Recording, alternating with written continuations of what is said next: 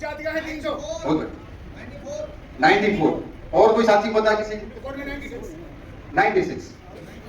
आप ये समझिए कि पिछड़ा वर्ग का क्या मतलब होता है। जो पिछड़े हुए हैं वही तो पिछड़े हुए हैं।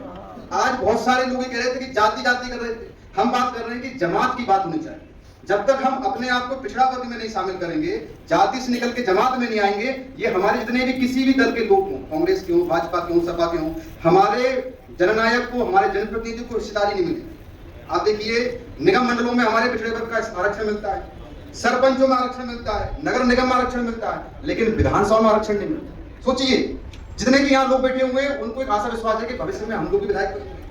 मेरा आप लोगों के माध्यम से है कि 65% आबादी के हिसाब से मध्य प्रदेश के अंदर 125 सीटें पिछड़े वर्ग की बनती है। और 82 सीटें SC/ST की बनती हैं।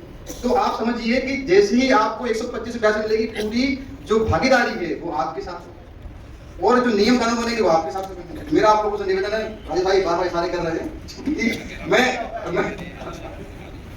मैं खुल के ये बात कह रहा हूं कि ओबीसी की बात को आपके अपने भले बंद कमरे में करो, बंद चौराहे पे करो, लेकिन वास्तव में पिछड़े वर्ग के साथ में बहुत कुठाराघात होगा।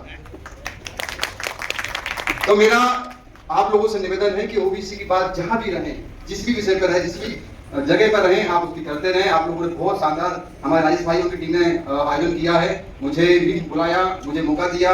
निसंदेह चूंकि मैं कम बात यहाँ से रख रहा हूँ कि बार बार राजेश भाई के सारे हो रहे हैं,